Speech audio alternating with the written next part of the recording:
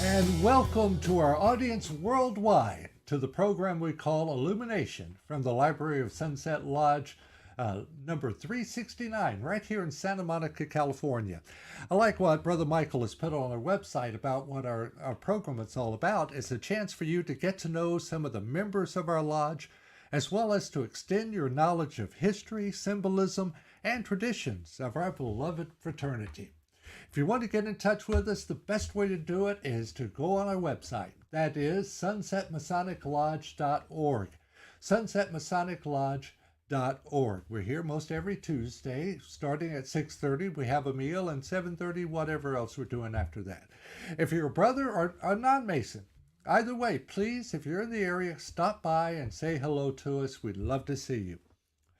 Our guest today is somebody that is probably one of the backbones of our lodge. I think the world of him. He's been here as long as I've been here, much longer, and it's such an honor to get to know him and find out a little bit more about him. I want to introduce you to Brother Tony Della Torre. Tony, how you doing, man? Les, great to see you. Oh, great to see you too. You've been around forever, it seems like, huh? What got you interested in Freemasonry? Well, my wife and I own the flower shop that's right next door to Sunset Lodge. And so we opened up the business in the early 1980s. And there was this nice group of men next door, and we'd noticed that certain evenings they would come out and they'd, they were also our landlords. And so we said, we got to form a good relationship with these men. But they turned out to be extremely nice. We were not used to dealing with people that were as caring as they seemed to be. Normally, in the past, when we had other properties that we used to rent from, people were very businesslike. They weren't very chummy or nice. And we noticed that there was a difference with this group. So it was kind of interesting. So it kind of piqued my interest early on. And over the years, I saw multiple, groups come in, different events, etc. And I saw the kind of people who were coming in. I go, this is kind of really interesting. And of course, they started to order flowers from us for different events, for different gatherings. And so we started to know more and more of those people. And one person in particular, the person that I guess became really my Masonic mentor, Worshipful Robbie Robinson. Many of us in our lodge know him. I think the world of him. He was so kind to me.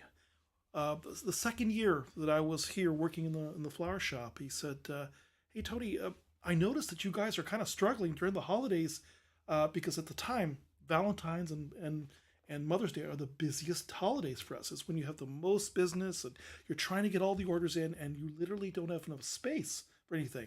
And so he said, "You know what? If you want, you can go ahead and use our dining hall in the lodge room to be able to set up your flowers and make it easier for you." Well, this was a total godsend. We said, "Oh my gosh, thank you," particularly since about 50% of the time, give or take, it rains on that holiday. And so we were struggling because of the rain. And so at that moment, I realized, well, gosh, this is, really nice. They're offering us the use of their lodge. And so it really changed my opinion about what was going on. And I said, wow, I need to maybe investigate this. And seeing people coming in, coming out, different events, my curiosity was piqued. And so then I started to inquire about it. And of course, Worshipful Robbie was wonderful. He told me about it. He said, look, this is what we are. This is what we do. And it was so congruent with kind of the way I felt. I said, this is something for me. Right. That's awesome. And plus, on top of that, they got to know you over the little time since you've been there. Well, it's nice that the landlord in this case, and certainly they were our landlords, but it was a group of them, all these older men, young men as well, but mostly older men who took the time out to come over to us, talk to us.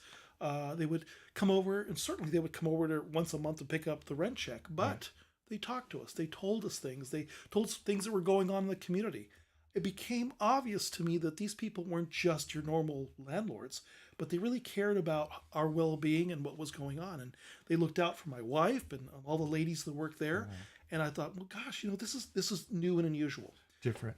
For sure. Okay, so you decided, hey, this is for me. What was it like when you got your first degree? You remember that? I certainly do. having been through a fraternity experience in the past, Right. I was expecting a Greek fraternity experience. Didn't know what I was walking into, but it wasn't that. It was something quite different, something a little more grown up, something that really touched more on the esoteric and used allegory and story and symbolism, which was much more interesting to me and was part of what probably attracted me more. Uh, I've been, a member of other fraternal organizations when I was in college, etc., and it was not the same. And so this became kind of a unique, grown up, if you will, approach to how to behave, how to work within a group construct. And Masonry kind of provided that construct. Awesome. Real good. So that was your first degree. Mhm. And it's something different, for us to come across. The first degree in Masonry is really about opening yourself up to the possibilities. And to me, at least, that's the way I took it. I said, okay, I'm going to be serious. I'm going to now be joining this lodge of men. And what am I getting myself into? Well, I saw my mentor. I saw the people that I knew who shook our hands and who were nice to us and offered us all sorts of help whenever we needed it. And I said, just by their own good works, I feel confident enough that I can take the step forward and really jump into and become a Mason. And the first degree being, well, it's about opening your eyes. At least that's the way I took it. That's awesome. Real good. So that's your first degree. Let's move up the step to the second degree. That's I've told people this many times. That is my favorite degree. Mine too. Yes. Tell us about that. The second degree, and of course, as a Mason, we can only talk about it from a very standard explanation or angle. In other words, we can't get into because we've made promises that we can't share all the critical information. But the second degree is about truly opening your eyes and accepting. And in my case, it was more about letting go. I had to let go and allow myself to be moved through the degree and to be able to open myself up to learn something new. The second degree to me was about putting structure and everything into place. And it started to make more sense about what Masonry really was all about. Right. And the lessons involved with it. Listen to learn. Lessons, symbology, allegory, stories, Yes. all these things that we do in Masonry. Right. Okay, real good. Take a break here. You're listening or watching the program we call Illumination from the library of Sunset Lodge number 369 in Santa Monica, California. As always, if you want to get in touch with us, just look us up on the web. Our web address is sunsetmasoniclodge.org. sunsetmasoniclodge.org. We're here most every Tuesday. Why don't you get in touch with us if you're going to want to come by, and we'll make sure let you know if we're open or not. There's vast majority of the times we probably are, but just check just in case. And whether you're a Mason or not, we would love to see you. Come by, have a bite to eat with us at 6:30. And if you got any questions, feel free to ask. We love to see you. Now, Brother Tony, we have gone over the first 2 degrees, and then there's the third degree. Tell me about your experience with the third degree. The third degree for me was an awakening. Certainly, it is about putting aside your past, at least for me, putting aside your past preconceptions and allowing everything to kind of come together. The third degree to me was about understanding the lessons that I'd been learning. And it was a combination of symbology and certainly the play acting, I'll call it, which is what we go through. We go through and we try to learn not just by reading something, but by living it, by living through it. And so we go through the process of hitting all the different senses, if you will. Yes. We visually, our acuity is increased, obviously. You're partially blind when you do some of it, you're partially open when you do some of it, but it's the sounds, the smells, all those things, all those senses that you have have to come into play, and you truly find out about how comfortable you really are in your own skin. At least for me, that's the way it was. Right. It was an awakening. One of the things that I love so much about especially nothing against the first degree, it's very powerful, but I know I began seeing it in the second and third degree are the symbols. You were bringing up the symbols and how important they are. What did they mean to you? Symbols speak differently to most people, to different people. They have meaning depending upon your personal experience, the things that you've experienced in your lives. So I think we all interpret them a little bit differently, but there are some symbols that are very universal. And with a combination of what I'll call universal symbology, as well as personal symbols that have meaning to you directly, Abel's, in my opinion, this is kind of my own thinking about this. That's what I want to hear. Is that as you grow in practice, in reading, in experiencing what really the mystery school of Masonry provides, it's really about opening yourself up and opening all sorts of ways in which you can look at things.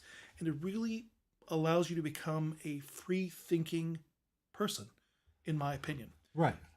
Go ahead. I'm sorry. I didn't mean to cut you off there. No worries. So we Masons, we call ourselves free and accepted Masons. What does that mean? To me, well, let's go back to the past. Free and accepted meant you were a free man. You didn't belong to any lord, or you weren't a serf. You didn't have to serve anybody, because certainly in the past, you could be a slave. You could be someone who was an indentured servant, etc. So a free person.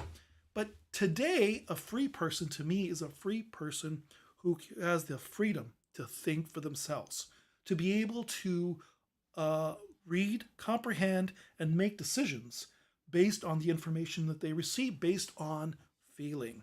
All your senses help you to come through. And so to be a free person, to me, to be free and accepted, Mason, yes, we're free to think for ourselves. We're free to make decisions. We don't allow the news or other people to try to dissuade us or change our thinking. It's why I'm so careful, and why when I listen to the news, right, it has to go through a filter. Wait a minute, how much of this is really real? I'm a free thinking person, and I truly want to think for myself. I don't want someone else to tell me this is what this means. No. I question everything. I'm one of those people who says, I won't take everything by face value. So I'm a free thinker. Free thinker means think for yourself and make your own choices. So free and accepted. What does accepted mean? Traditionally, accepted means you were accepted into a body which accepted you based on rules, structure, etc. But there is freedom in having that structure. What I'll say to you is that I think that many people, we certainly have an educational system, a process in modern life where you can go in and you can learn what they teach you in school, but much of what they teach you in school doesn't really apply, or it doesn't help you to grow as a person, as an individual. How you treat others, how you treat, that's part of what philosophy, that's part of what religion is supposed to do. It's supposed to give you rules and ways to be able to deal with others. Masonry started as a way of being able to allow groups of people, in this case men, to be able to work together as a team and to be able to respect each other, work congruently with each other so that they could build those massive buildings, the cathedrals that we have from the Middle Ages, and certainly building from the past. Because in Masonry, we look back and we say we have the legend going back all the way back to the building of King Solomon's Temple. What is considered to be one of the most, at least from history and from legend, the most beautiful building, the most important building ever built on this planet. Simply because there was perfection in the way in which it was laid out. Its architecture, not only was it beautiful, it was functional, and it was mathematically perfect.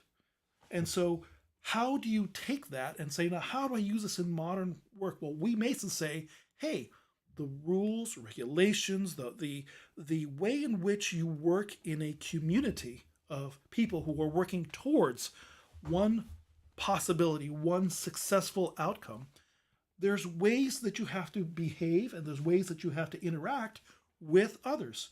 Masonry is really big about brotherly love, relief, and truth. So, brotherly love, getting along with everybody, it's important. Relief, helping your brother who might need your help, or sister, or anyone else. It's caring about yourself, caring about the community, and being involved in the community, and being part of it. And truth, speak the truth. Don't play games. Don't have a situation where you are really someone different. You need to have that centering, that grounding that makes you an important person in the community as well as a valued person, because not only can you do good things for others, for yourself, for your family, but you're also a credit to the community. And I think that's what's really important. So that's free and accepted. Free to think, accepted because you are using the tools and the methodology to be able to achieve a positive outcome. It's coming out. Right. You brought up some great stuff and great things. How have they helped your life? Well, it certainly has helped my life. You know, I would have sworn I turned this off. I apologize about that. Go ahead. Okay. How has it helped my life? Well, it has certainly allowed me to become more of a teacher, believe it or not. I'm now, 58 years old. I've been in this lodge, since 2008. So it's kind of a while. It's now 2019.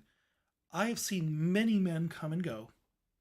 And one of the greatest things that I've really enjoyed is the interaction with some of the younger men who, interestingly to me, have wonderful experience in various modern things, but seem to be lacking in training as far as some things that I think are important in a good society.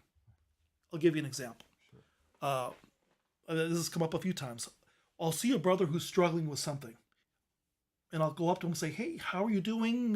What's going on here?" And I'll try to give him a suggestion as to how to proceed. And then I'll begin to realize, you know what? That's part of what Masonry is about. It's about helping out the people around you to grow and become better men.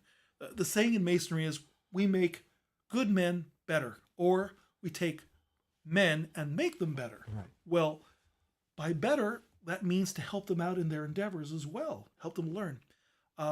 We had some men, for example, that knew nothing about what to do when it came to dealing with funerals. When someone dies, what is the protocol? What do you do? They had no understanding because their education system, their family support unit, didn't teach them how to deal with these things. So I sat down, and in fact, I even wrote a letter to some of the brothers. And I said, look, in a situation, these are the things that you do. These are the kind of flowers you consider sending. These are the type of cards, the type of attention that you need to give to this. Because most of these younger men had no experience with this. They hadn't experienced death, change. And, when I saw some brothers having trouble with this, I approached them and I talked to them. And they appreciated the fact that I basically took out my time to mentor them. So that of being a mentor in a society like ours is everything. And I've come to realize that that is one of the true values of this fraternity. Mm-hmm.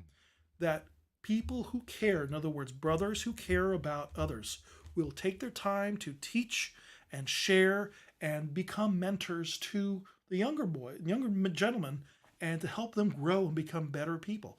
And multiple ways in which that can be done. And so it's been my joy to do that, and probably will continue doing that as well. And I do come from a family of teachers.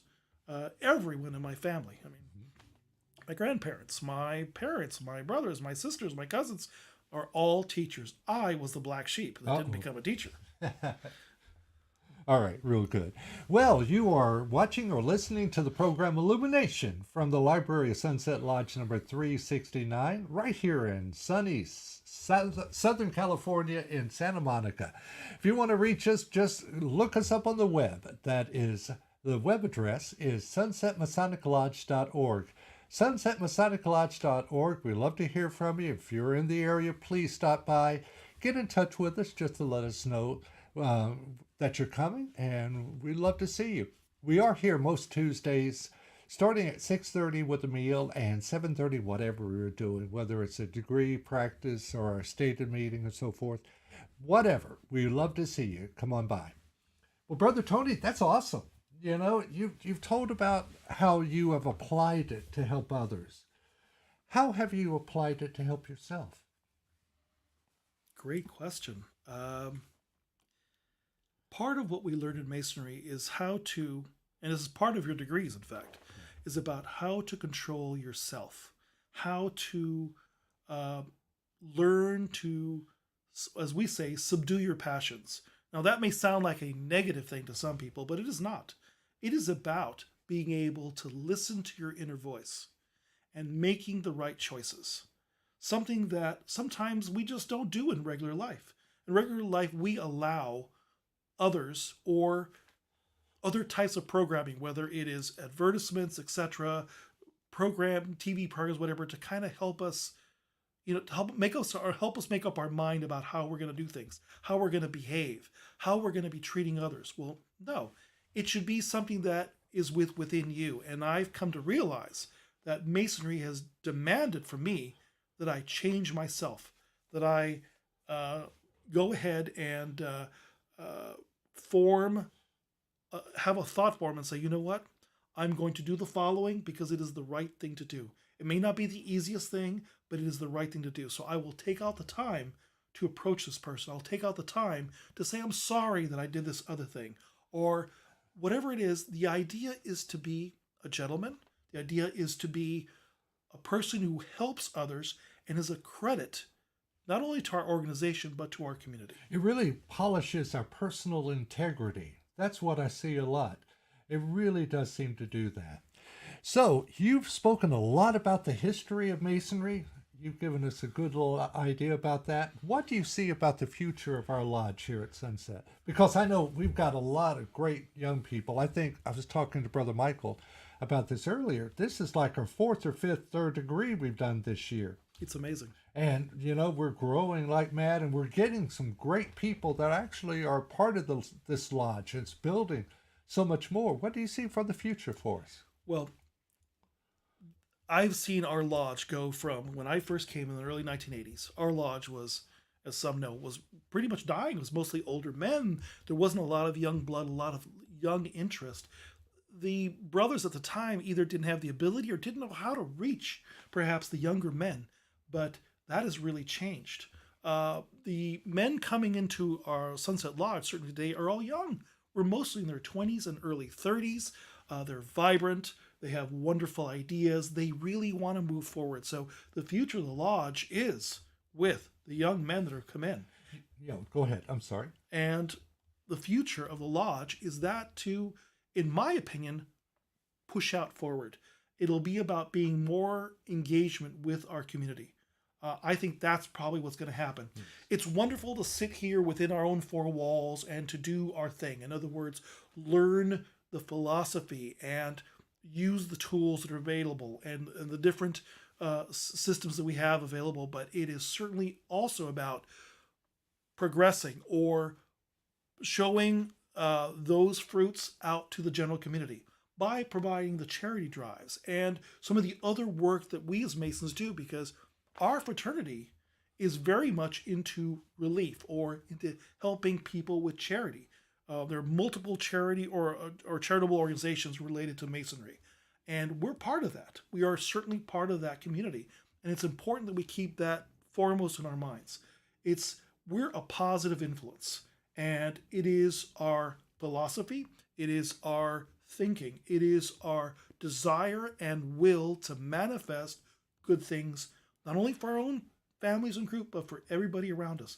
It's really what Masonry was really meant to be. Yes. At the Blue Lodge level, what are we about? Community.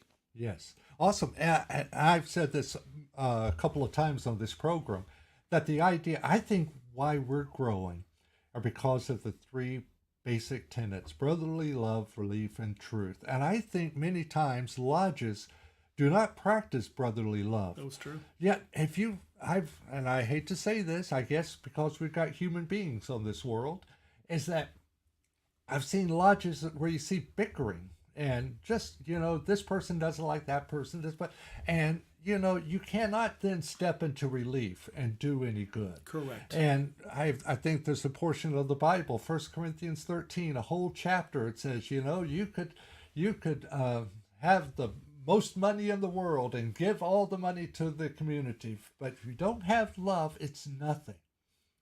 And I think personally, just my truth, as we talked about, is that that's what was killing Masonry for a long time, and that's why people weren't growing. And I think our lodge developed that core value of loving one another, supporting one another, doing many of the things you spoke of. And then from there, whatever we did magnified even more. The world might not know what's going on, but they see the spirit in which we do it in. And you were talking about you seeing that so much when you started renting next door, and Yes. what type of men were doing that. It was a real obvious thing. For me, at least from my perspective, the 1980s was an era. I mean, for those of you that lived through it, was an era of the me, generation. We were all hell bent on making money and being successful, and then the 90s came, and it was slightly different. There was, society started to change a little bit more, and people wanted to seek out new things. And then the new millennium, the 2000s came, and there was further change. And then the group we now call the millennials we're now the young group, Right. in their 30s. They are now the main group, and their thinking has changed. We want to be different from their parents and from their grandparents. They want to have more interest in community, more interest in doing the right thing. Whatever that is, the right thing is what we want to follow. And so it's no longer about just me, the way perhaps previous generations were kind of geared towards success, but it's now more open. I think that we're bringing and we're attracting those kind of people who say, I know there's more out there. I want to learn, and I want to be a better person. There's got to be better tools. I'm not interested in religion. I'm not interested in, this deep, heavy philosophy, but I want something that's universal and that will work, and that I can do so in an environment whereby I am helped, and I have mentors, and I have people who help me, but who allow me to be my own self, be my own person, and feel like I'm in control of my life, that you're not trying to brainwash me or change me or do anything. Masonry allows that, because it says we don't espouse any religion, we don't espouse any particular philosophy. We're a conglomeration of many things. But what we do espouse is your freedom to think for yourself, your freedom to be able to move forward and help the community as you go. Right. And as time goes by, you saw yourself learning from others. Yes. And then there came a time where you all of a sudden realized you were teaching others. Yes. It became obvious to me. I said, well, maybe the next step in Masonry is really to start to teach, because so many people now grow up without the traditional household, that of having a father and a mother and grandparents, and you can learn from their experiences and they can become your mentors. Well, that was great in the 50s and the 60s, the 70s when I was growing up, but now in the 80s and 90s and the 2000s and further, it's a different household. We come from single parent homes. We may not have the ability and mentors in our lives. Many people now, their schooling is no longer going to a traditional brick and mortar school. Right. They're learning at home. They're homeschooled. Yes. They don't know and don't have the experience of how to deal with people on an interpersonal level, how to deal with adversity, how to deal with, someone who wants to be mean to you. And, how do I deal with that? How do you deal with it? Right. So many people in our modern life no longer have the skill sets to be able to deal with this. And Masonry, on a particular level, can now help them to accept and really receive some of this training that they never received. Never before. All right. Man, we could go on for a lot longer than this. Brother Tony, thank you so much. Thank you for your insight you have. You have shared so many wonderful things with us. A big thank you to Brother Michael Walbach, who's been our engineer and the backbone of this program today. Until next time, goodbye.